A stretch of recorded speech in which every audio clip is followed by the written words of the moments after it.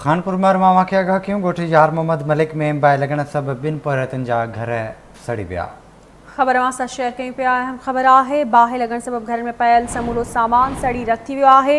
मुतासिर खुलियल आसमान हेठि बेयारो मददगार वेठल आहिनि। खानपुर महर मां वाक़िया अपडेट कंदा हलूं। ॻोठी यार मोहम्मद मलिक में बाहि लॻण सबबि ॿिनि पोरियतुनि जा घर सड़ी विया आहिनि। बाहि लॻण सबबि घरनि में पयल समूरो सामान सड़ी रख थी वियो आहे। मुतासिर खुलियल आसमान हेठि बेयारो मददगार वेठल आहिनि।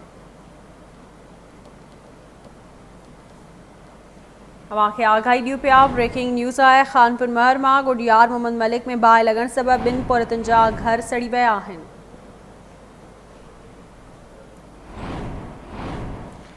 अहम ख़बर आहे तव्हांखे खानपुर महर मां ॾियूं पिया। ॻोठी यार मोहम्मद मलिक में बाहि लॻण सबबि ॿिनि पोरियतुनि जा घर सड़ी विया आहिनि।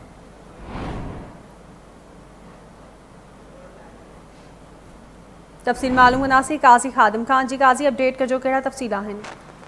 हाँ जी बिल्कुल, ये खानपुर मार में जो गोठ यार मोहम्मद मलिक है जिते ओचितो बाहि लॻण करे ॿिनि पोरियतुनि जा घर सड़ी रख थी विया आहिनि। मां बाहि लॻण सबबि पोरियत रसूल बख्श ऐं इमदाद मलिक है उन्हनि जे घरनि में जो अलतल सड़ी रख थी वियो आहे। बाहि लॻण सबबि घरनि में पयल अनाज कटूं बिस्तरा खाधे पीते जो सामान समेत जो समूरो सामान सड़ी रख थी वियो आहे। जॾहिं त जेके घर भाती आहिनि रुगो उहे पंहिंजी जानियूं बचाए निकिरी सघिया आहिनि। मां ॻोठाणनि पंहिंजी मदद पाण कया त बाहि ते ज़ाब्तो आणे वरितो आहे। जॾहिं त बाहि समूरा ॿई जेके घर आहिनि उहे साड़े रख करे छॾिया आहिनि। जॾहिं त ॻोठाणा खुलियल आसमान हेठि वेठल आहिनि जिन सहायता जी अपील कई आहे। जी ठीकु आहे काज़ी खादिम, वॾी महिरबानी अवां जी तफ़सील खां आगाह करण लाइ।